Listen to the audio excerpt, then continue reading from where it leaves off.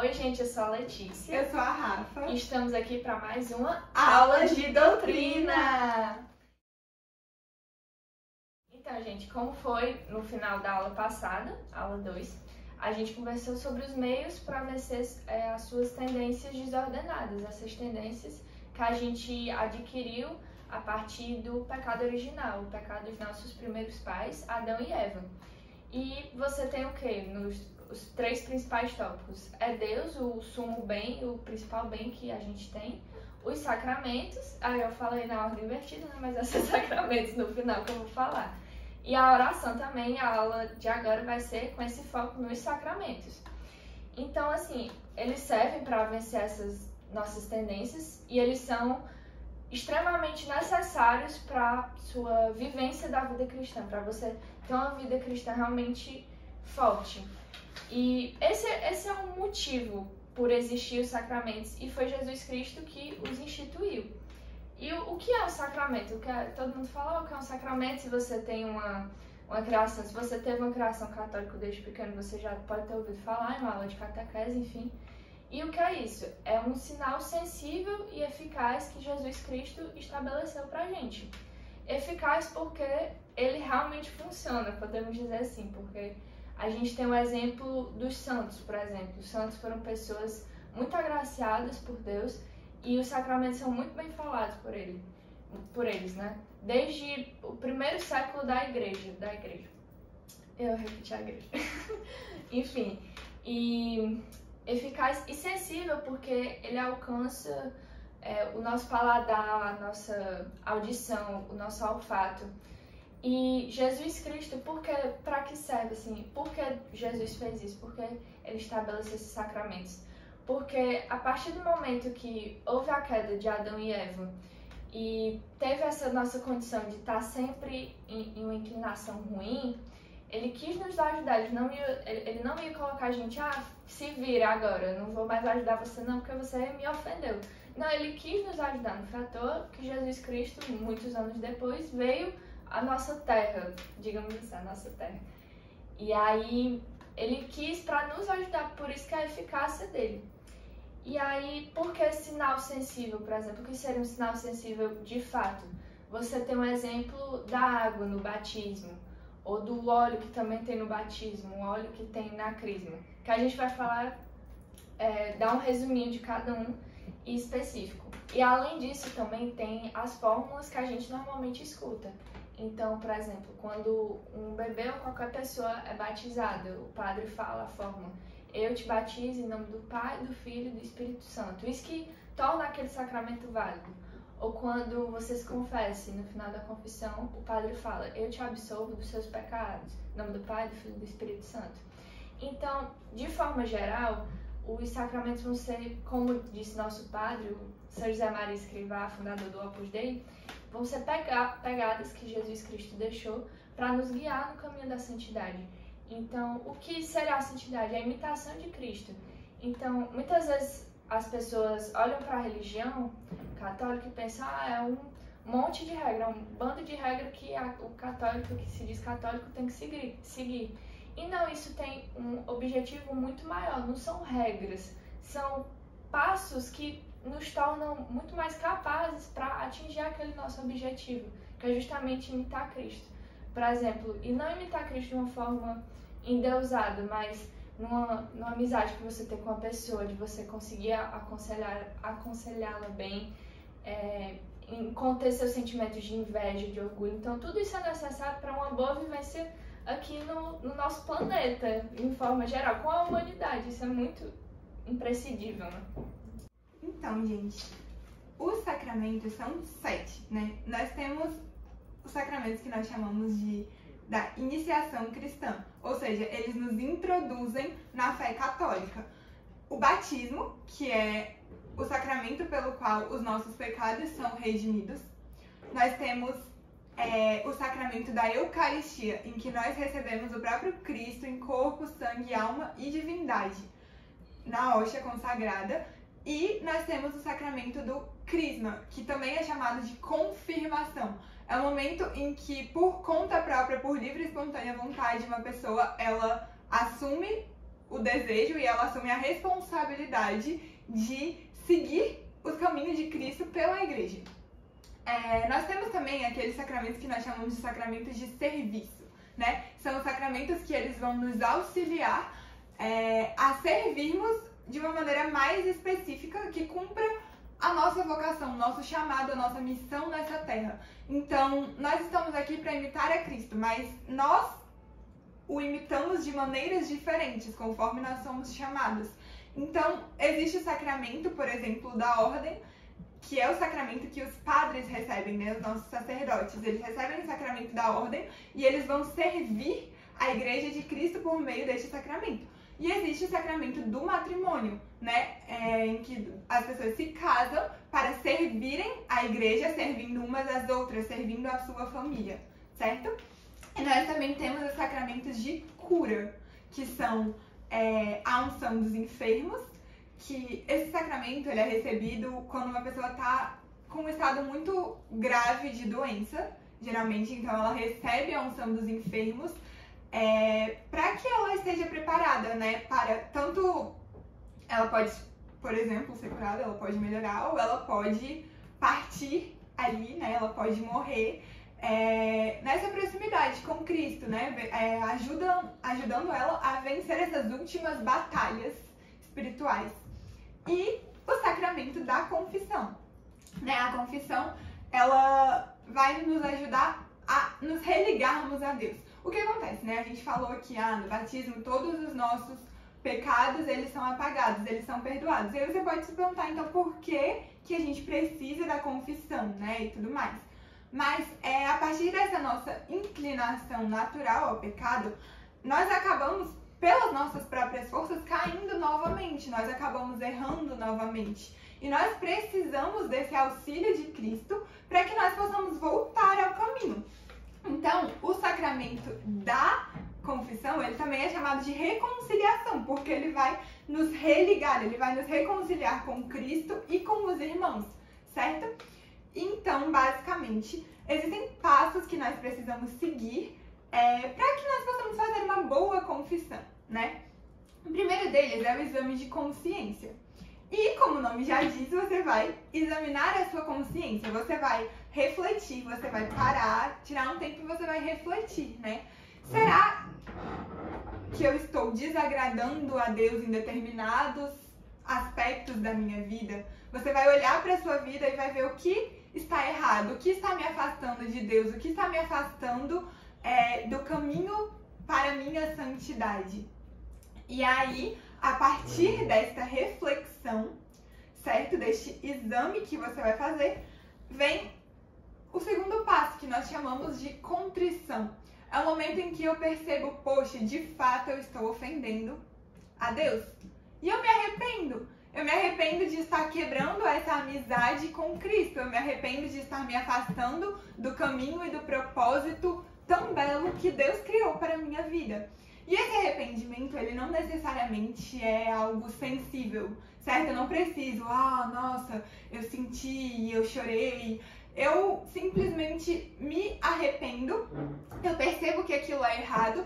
E um grande sinal do arrependimento é o próximo passo, que é o propósito. Eu traço um propósito concreto de não mais pecar. O que eu posso fazer concretamente para evitar que eu caia nesse erro, para evitar que eu novamente, né, peque.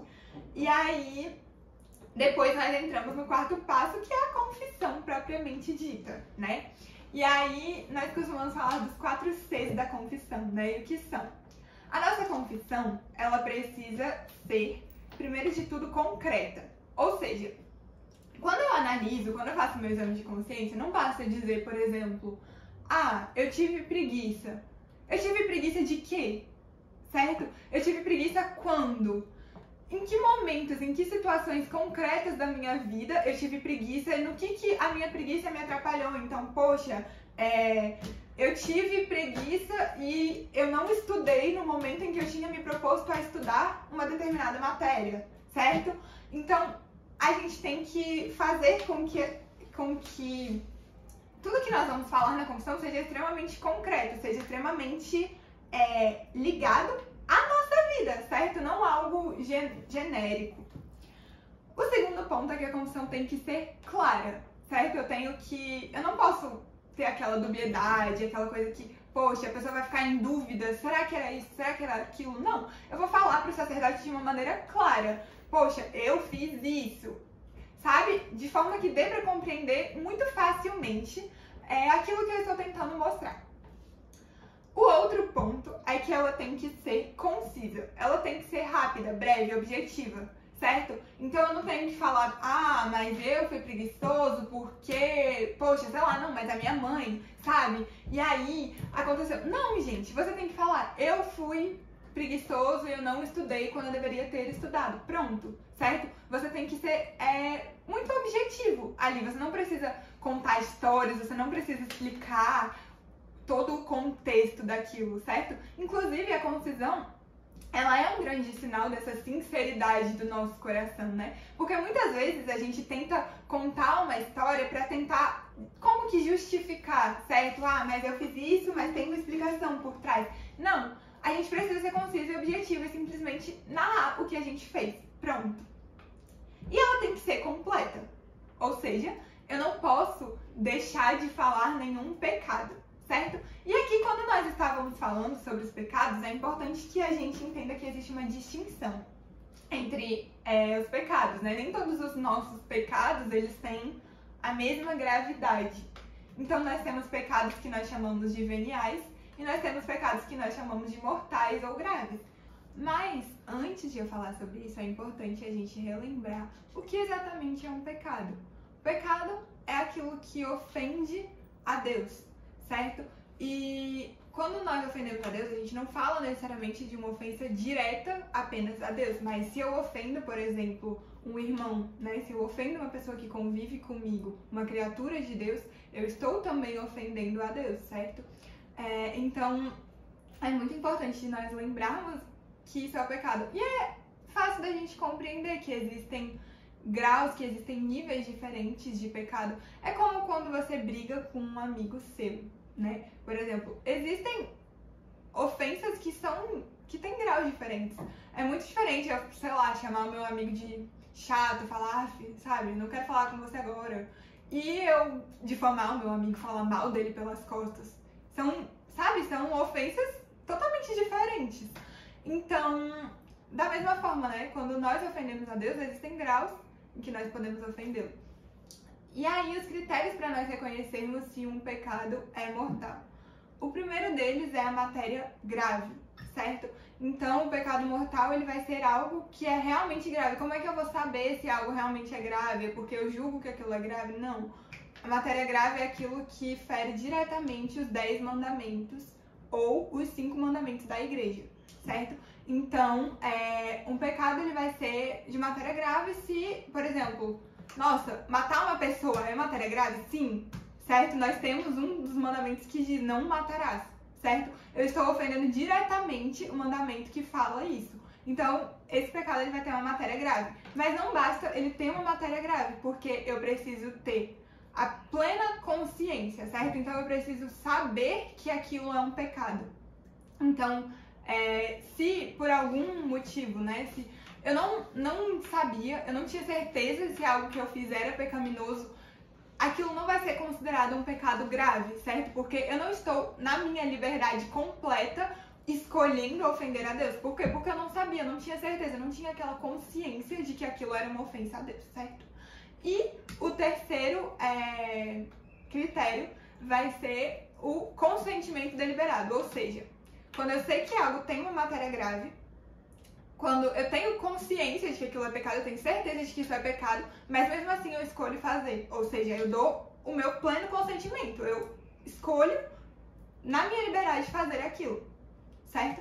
Então, basicamente, vão ser esses os critérios para que um pecado seja mortal ou grave, né? Ele só vai ser se todos esses critérios existirem, certo? E então, os pecados graves, né, eles nos afastam completamente da nossa amizade com Deus, da nossa proximidade com Deus. E para que nós consigamos nos reconciliar com Deus, nós precisamos necessariamente buscar o sacramento da confissão. Isso quer dizer que, eu não preciso confessar os pecados veniais e eu posso deixar pra lá? Não. É importante também que eu confesse, é importante também que eu leve aquilo até para que a confissão ela me dê forças para lutar contra aquilo, como nós dissemos, né? Que pelas nossas próprias forças nós não somos capazes de vencer essas más inclinações. Então nós precisamos da graça de Cristo, né? Então é importante que eu confesse. E também porque muitas vezes um pecado venial, quando ele vai se repetindo, ele vai se tornando algo grave, certo? Às vezes eu vou meio que me habituando àquele pecado, sabe? Aquela má inclinação, enfim. Porque é de grão em grão que a galinha vai enchendo o papo. Então, a partir do momento que você não se importa em melhorar esse tipo de pecado venial, que é considerado um pecadinho em frente ao pecadão, que seria o pecado grave, você vai se acostumando com aquilo. Isso vai virando hábito até, de fato, você realizar um pecado mortal. E aí nós falamos, né, de por que confessar, nós falamos sobre como confessar, e é importante só, assim, pra deixar claro, a gente lembrar quando confessar, né? É claro, sempre, né, sempre que eu cometer um pecado mortal, que eu perceber que eu cometi um pecado mortal, eu devo recorrer à confissão, mas o que a igreja nos pede é que nós confessemos pelo menos uma vez ao ano, né, ali por ocasião da Páscoa e tudo mais. Antes da Páscoa, que é a festa mais importante da igreja, é necessário que nós busquemos esse sacramento da reconciliação para que nós possamos viver plenamente, né, esse momento, essa maior festa que é a ressurreição de nosso Senhor, né? Justamente porque, como o sacramento da confissão, ele nos reaproxima de Cristo, então ele nos traz essa grande alegria, né? A alegria daqueles que foram perdoados, a alegria daqueles que sabem que a misericórdia de Cristo é maior do que qualquer um dos nossos pecados. Rafa e Leti, por que eu não posso me confessar diretamente a Deus? Primeiro de tudo, é importante a gente compreender que quando a gente olha para o sacerdote no momento da confissão, a gente não está ali falando com uma pessoa que é falha, que é pecadora como nós. Mas no momento da confissão, o sacerdote ele está em persona Christi, ou seja, ele está representando o próprio Cristo, certo? É importante a gente entender que isso não é algo arbitrário que a igreja decidiu de uma hora para outra, mas isso é algo que foi construído ao longo da tradição da igreja, certo?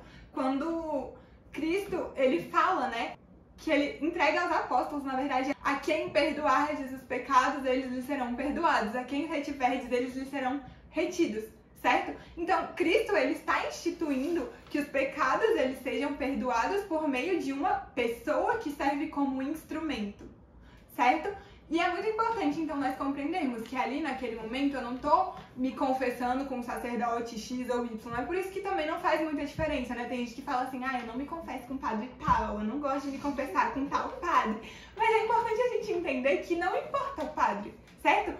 A confissão, ela vai ser válida, independente de com qual sacerdote você está se confessando, porque você está confessando para Cristo, certo? Naquele momento. E outra coisa que você deve pensar é que, embora seja uma pessoa como você, naquele momento é em persona Christi, em persona de Cristo.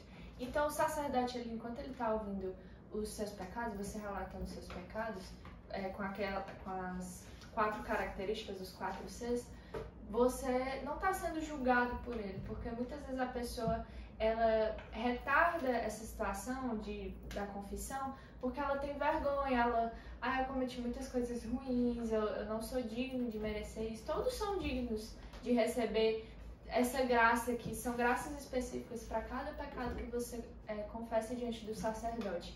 Então não tem por que ter essa preocupação. E embora essa ideia de eu me confesso diretamente para Deus seja tão propagada principalmente pelas correntes cristãs de pensamento, cristãs que eu digo protestantes, é importante a gente entender que o sacramento da confissão, como a Rafa falou, dando um resuminho de cada um dos 7 sacramentos, ele tem um sentido eficaz, ele tem um sentido sensível. Então, naquele momento você sabe, eu realmente estou sendo perdoado. Não é algo da sua cabeça, não que uma oração feita a Deus seja algo da sua cabeça. Você está tendo um diálogo, não é um monólogo. mas você tem a certeza, é sensível, é eficaz. Então, depois da confissão, você não precisa ter aquela noção que muitas vezes a pessoa pode ter de culpa, de ainda se sentir culpado diante daquilo que fez antes da confissão. Porque quando ela teve um arrependimento sincero, ela não esqueceu, não é que ela não esqueceu, mas ela não omitiu nada na confissão, ela foi perdoada e bola pra frente, é a vida que segue. Então você tá tendo uma nova oportunidade, assim como todos os dias quando você levanta, você tem uma oportunidade de fazer um dia melhor. E outra coisa que é importante citar é que, se eu esqueço algum pecado, tem gente que realmente esquece, não foi uma decisão, não vou falar isso porque eu tenho vergonha, realmente não veio na memória. Então, o que é interessante fazer até para prevenir isso, você seguir até na hora do seu exame, que é o primeiro passo, ter como se fosse um checklist, o que é que eu realmente fiz. Então, normalmente nessas listas você tem o pecado, o primeiro pecado. O primeiro pecado não, o primeiro mandamento dos 10 mandamentos de Deus.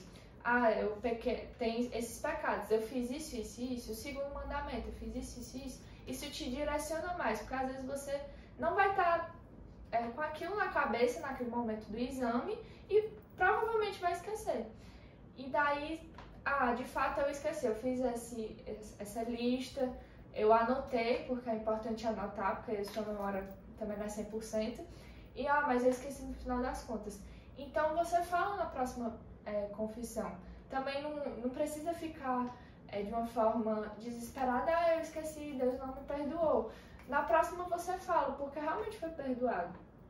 E também tem algo que é importante, que entra até no nosso quinto ponto, né? Quando nós estávamos falando sobre as etapas para uma boa confissão, né? É importante a gente lembrar que a confissão, claro, né? O padre, ele nos deu a absolvição, mas ele geralmente nos dá uma penitência, né? Mas a penitência, ela é muito importante para nos ajudar a, de fato, ter aquela decisão concreta de eu vou mudar de vida, eu não vou mais cair naquele pecado, sabe? Então é muito importante que tenha alguém que está preocupado em direcionar a nossa alma para Deus, que nos ajude, que nos dê uma penitência, que nos ajude a termos essa decisão firme de não mais pecarmos.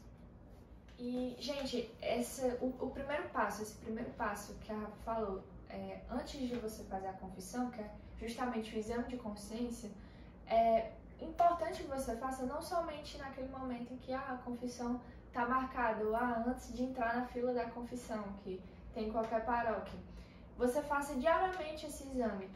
Leva 5 minutos, você faz antes de dormir. Que é o que basicamente fazer o quê? Você vai seguir uma lista? Não necessariamente, só se você for bem metódico. Mas você pensar, o que é que eu fiz de bom hoje? Eu cumpri com as minhas obrigações, com os meus deveres? Eu ofendi a Deus em algum momento? Eu tive alguma briga com a pessoa próxima? Eu fui orgulhoso? Eu senti inveja? Você analisar realmente as suas ações. Porque quando a gente não faz esse tipo de realmente exame, essa análise das nossas ações, a gente acaba caindo no hábito. Então, todo dia eu tenho o hábito de não acordar assim que o despertador toca. Então, eu sempre fico adiando 5 minutos, 5 minutos, 5 minutos, que tá aquele botãozinho. Então, quando eu tomo consciência disso, que é justamente o exame de consciência, tem uma chance muito maior de você não cometer isso no dia seguinte. Porque você já sabe, nossa, isso tá errado, eu não posso fazer isso. Então, é isso, o exame de consciência diário é de extrema importância. E aí nós falamos, né, sobre a confissão.